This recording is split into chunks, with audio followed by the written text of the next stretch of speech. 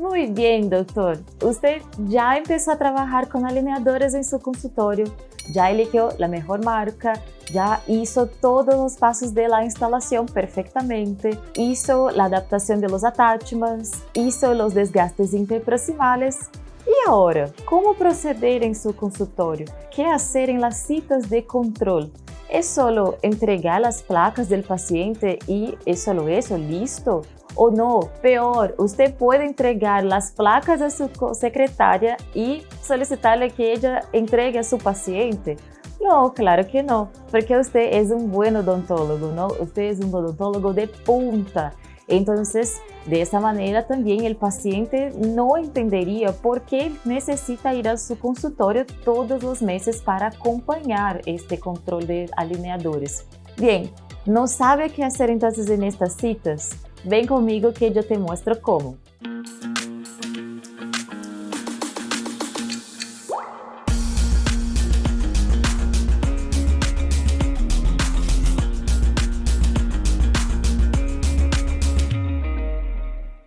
Bienvenidos al canal de Odontología Sin Fronteras. Yo soy la doctora Renata Cato, ortodoncista y profesora del equipo, y yo te cuento hoy cuáles son los 5 puntos que usted no puede dejar de observar en la consulta de su paciente de alineadores.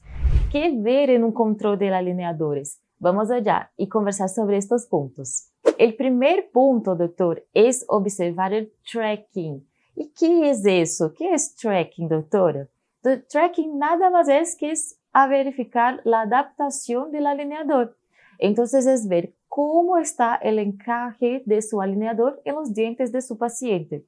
Ok, doctora, pero eso puede ser un poco fácil, ¿no? Es solo poner la placa y esto el paciente consigue ver solo en su propia casa. No hay necesidad que el paciente venga y esté en mi silla para que eso sea verificado. Bien, doc, yo le cuento que no es tan simple así, no es tan fácil.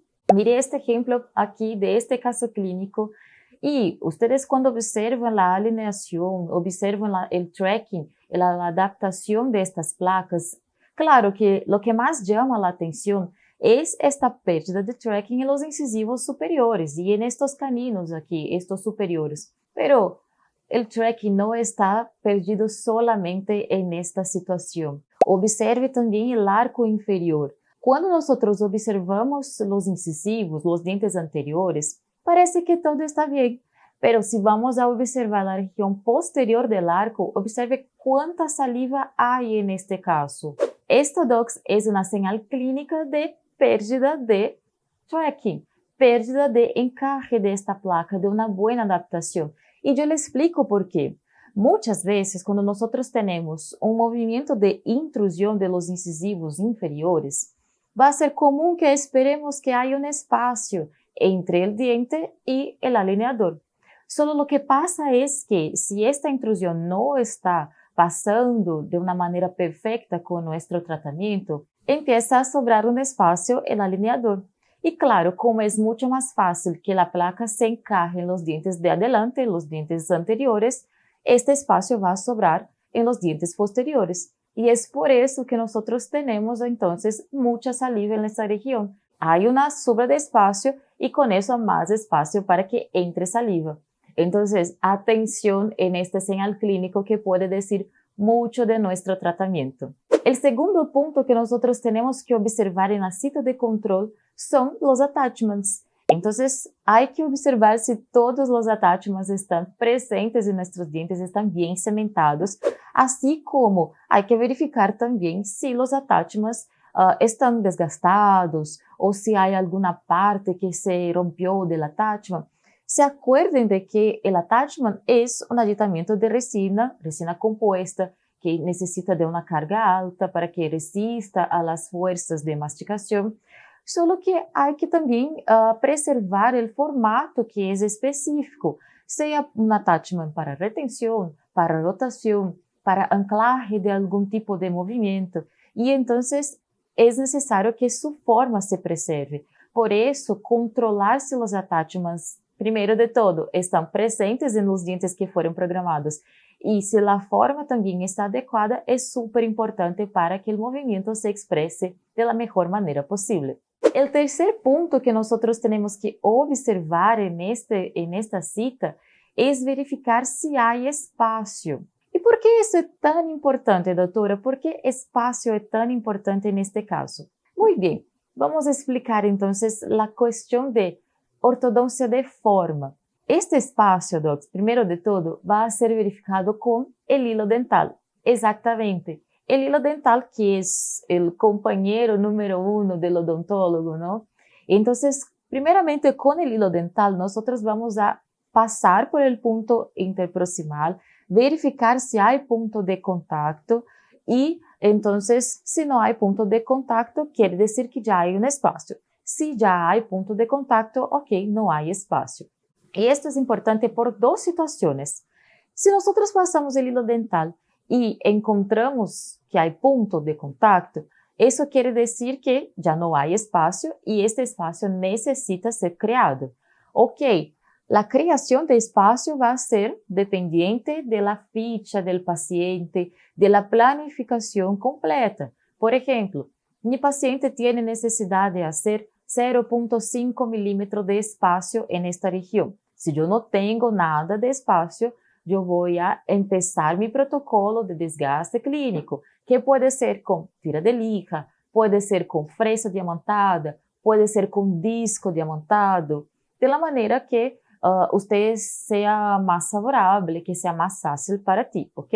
Después que yo tengo ya hecha mi manera de hacer el stripping, yo voy haciendo y voy programando, voy aumentando la cantidad que es necesaria, siempre utilizando el calibrador de espacio para que sea posible medir cuánto ya fue hecho. Bien, pero aquí ustedes concordan que estamos conversando, estamos explicando un stripping inicial.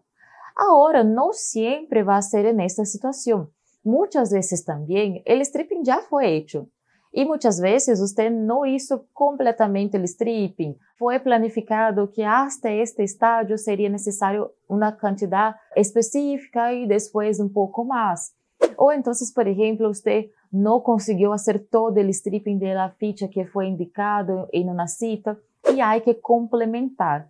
Bien, entonces usted tiene que pensar que si aún hay espacio hecho en otra cita, usted no puede tomar en cuenta este espacio ahora como un espacio presente, ¿no? Si, por ejemplo, vamos a seguir en este mismo ejemplo del medio milímetro de espacio. Si yo tengo medio milímetro que fue hecho, entonces yo hice, por ejemplo, en la suposición 0.3 milímetros. Nos faltaría un 0.2. Entonces, cuando yo mido, primero de todo, pasar el hilo dental, sentir si hay la resistencia del punto de contacto interproximal. No hay resistencia, quiere decir que hay espacio.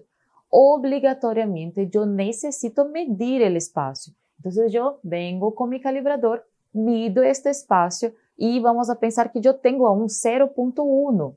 Entonces hay que hacer la suma, ¿no? Si me faltaba 0.2 y yo tengo a un 0.1, al final de mi procedimiento clínico, ¿cuánto yo tengo que medir con el calibrador? 0.3.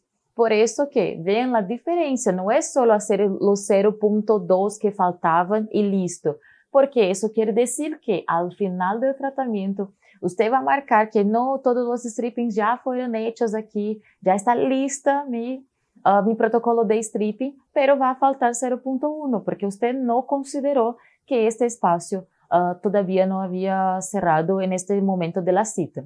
Vean entonces cómo es importante estar muy atento en este protocolo de stripping que es necesario en una gran mayoría de tratamientos de ortodoncia. Pero, Doc, ¿por qué eso es tan importante, no? ¿Por qué el IPR es que es el desgaste interproximal, recordando de la sigla del inglés de Interproximal Reduction? ¿Por qué es tan importante respetar este protocolo?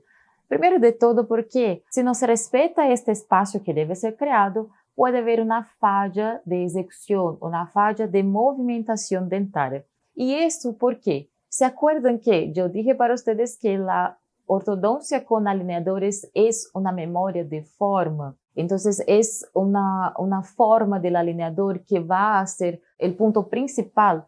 Si, por ejemplo, un alineador fue programado para alinear estos dientes, tratar este caso con desgastes, con disminución de masa dentaria, eso quiere decir que el alineador va a tener una forma específica. Él no va a tener una forma expandida cuando nosotros planificamos expansión, sea por vestibularización, sea por expansión transversal o sea por movimientos anteroposteriores como una distalización. Es diferente, por ejemplo, un alineador, la forma del alineador normal, solo con IPR, solo con desgaste, como con estas otras situaciones. Entonces, este es el tercer punto también muy fundamental. Ahora vamos al cuarto punto que nosotros tenemos que verificar en la cita del alineador. Otro punto igualmente importante, porque es un punto también, así como este tercer punto, que no se ve tan fácil. Ustedes pueden perceber que en realidad el control clínico es algo muy sutil, es algo muy delicado, muy detallado. Y el cuarto punto es en relación a los puntos de contacto dentario. Y por eso, ¿cómo nosotros verificamos estos puntos de contacto? Utilizando nuestro viejo y buen papel articular y la pinza Miller. Mira aquí, pinza Miller, ¿cómo está? Una tip clínica que yo le doy ahora. Pinza Miller aquí, una pinza Miller. No, hay que ser dos, ¿ok?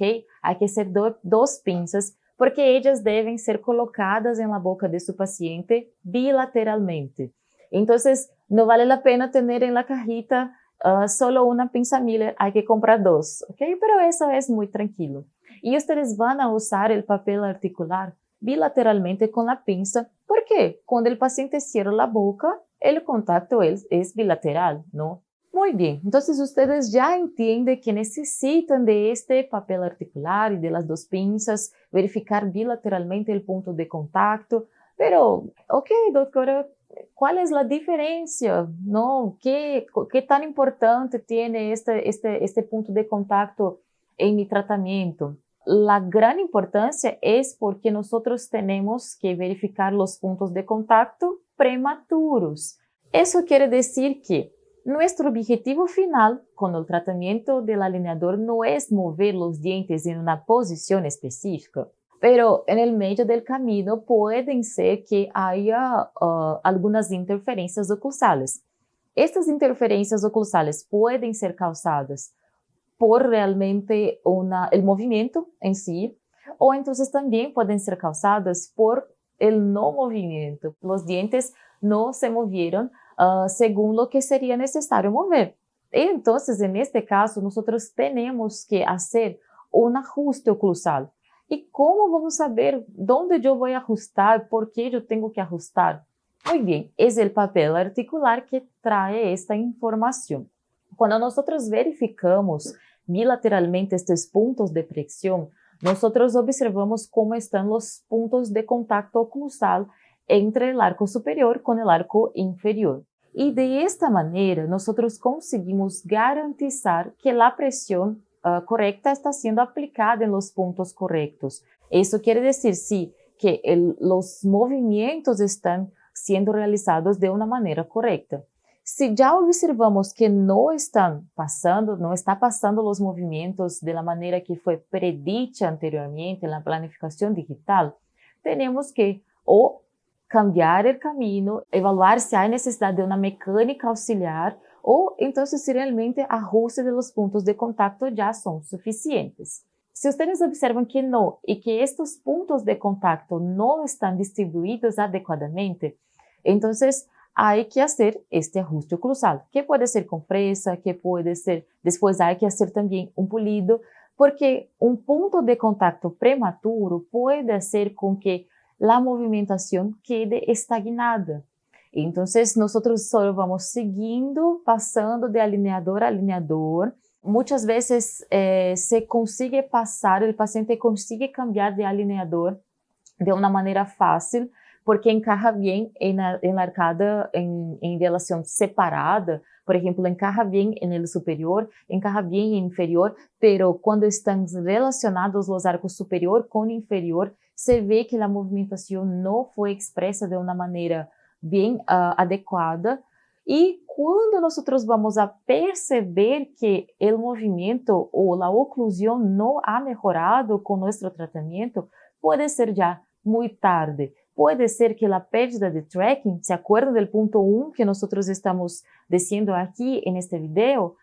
Puede ser que el tracking ya no sea identificado desde el inicio. Puede ser que el paciente consiga poner las placas, hacer presión con los mordedores, con los chivis, y de esa manera no hay problema de tracking que sea tan visible. Pero si nosotros usamos el papel articular y realmente identificamos si los puntos de contacto oclusales esperados para esta etapa de tratamiento están adecuados, eso sí también es una gran referencia para nuestro tratamiento. Y otra cosa también que ayuda a nosotros a identificarmos eso es porque la gran mayoría de setups de planificación digital ya tiene una función que puede observar los puntos de contacto. Entonces nosotros podemos activar estos puntos de contacto en la planificación digital, verificar cuáles serían los contactos que se espera en esta etapa del tratamiento y cuáles serían los puntos de contacto que no se espera. Y también usar esta referencia para ayudar, además de la referencia clínica con los arcos. Además de eso, doctores, también es muy importante verificar los puntos de contacto oclusal, porque puede ser que un punto de contacto prematuro lleve a un movimiento mandibular de una manera equivocada. Por ejemplo, hay un punto de contacto que puede llevar la mandíbula más hacia adelante y hay puntos de contacto prematuro que pueden llevar la mandíbula más hacia atrás. Y en este caso, es importante por muchos factores. El primer factor es, cuando nosotros llevamos la mandíbula, cuando el punto de contacto lleva la mandíbula más hacia adelante, dos factores que pueden ser importantes. El primer factor, claro, que es común a la posición más posterior de la mandíbula también, es que nuestro diagnóstico en relación a la oclusión del paciente va a ser equivocado, porque al momento que el paciente ocluye, cuando el paciente viene, remueve sus alineadores, usted automáticamente le pide, muerda, porque ahí usted va a evaluar la oclusión. Cuando el paciente muerde y hay este punto de contacto que desplaza la mandíbula hacia adelante o hacia atrás, usted va a evaluar una oclusión que no es la real, ¿no? Porque el paciente desplazó su mandíbula. Es el mismo principio que nosotros siempre decimos que diagnóstico se hace en relación céntrica y no en máxima interexpiración habitual. Si nosotros hacemos este diagnóstico en otra posición, cuando vamos a evaluar el tratamiento, observamos, aquí no, aquí falta estos puntos, tal vez yo necesite aplicar una mecánica que no estaba programada, pero al final eso quiere decir que puede ser que sea solo el punto de contacto que fue un punto de contacto que llevó una posición falsa. Eso sería como si fuera una posición fake de nuestro diagnóstico. Ahora, otra relación también importante para verificar estos puntos que desplazan la mandíbula hacia adelante es porque, imagínense que si la mandíbula se desplaza hacia adelante y los incisivos que están en la región anterior disminuyen su relación de overjet, puede ser que nosotros tengamos una falsa relación también en relación a este overjet. ¿Por qué? Puede parecer que el overjet del paciente está disminuido. Eso es muy importante, especialmente en la ocasión, por ejemplo, de finalización del tratamiento, sea para ya finalizar y colocar nuestros retenedores, sea para finalizar el primer set de placas y ir a un conjunto de refinamiento. Porque si nosotros tenemos un overjet disminuido, puede ser que nuestra orientación para la empresa para fabricar nuevas placas sea: el overjet del paciente está disminuido, necesito mejorar esta relación, por ejemplo, con más stripping inferior, para que pueda ser posible mejorar esta relación antero-posterior. Pero que al final, eso solo fue causado por una mala posición de mandíbula. Entonces vean que también este overjet, esta evaluación, va a ser una evaluación equivocada. Ahora, vamos a decir algunos puntos que son importantes cuando el desplazamiento mandibular es al revés. Entonces, el desplazamiento mandibular es más hacia atrás. Además de esta cuestión de equívocos en la relación de diagnóstico de la mordida, puede haber también una presión atípica en la articulación temporomandibular que también no va a traer puntos, no va a traer nada de favorable a nuestro tratamiento. Entonces, observaron y consiguieron comprender cómo es importante estar atento a puntos de contacto prematuros que no son adecuados al tratamiento. Entonces, nos quedamos atentos porque ven que este punto número 4 puede ser un punto villano en nuestro tratamiento. El quinto punto, el punto de número 5, que es muy importante, siempre, siempre, siempre hacer fotografías de control en esta cita. Ah, doctora, pero cambia tan poco los movimientos, la posición dentaria se cambia, es tan pequeña el cambio que yo ni consigo observar. ¿Por qué yo tengo que fotografar? Y la importancia es justamente esta, Doc, si usted no consigue solo mirando, observar las diferencias que hay de un mes a otro, imagínese si usted no tiene foto.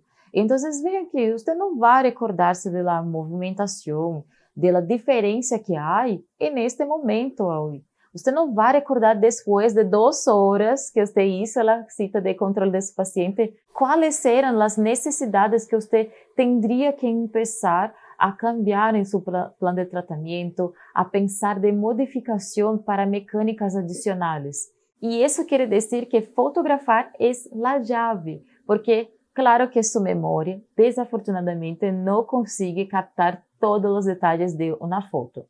Y yo le cuento más. Las fotos no necesitan ser solo las fotografías comunes, las fotografías convencionales que nosotros utilizamos. ¿Por qué? ¿Se acuerdan que nosotros tenemos en nuestra mano el setup virtual? El setup que usted hizo la aprobación antes de solicitar que fuera toda confeccionadas las placas de su caso.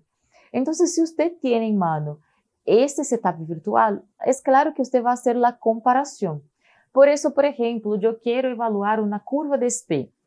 Yo quiero evaluar la posición de alineación de mis incisivos inferiores. Cuando nosotros tomamos fotografías de frontales, intrabucales, laterales, derecha y izquierda, el paciente generalmente está en oclusión. Eso significa que usted consigue identificar cambios pequeños, delicados, solo con esta fotografía? No, porque el arco superior está ocluyendo en este arco inferior.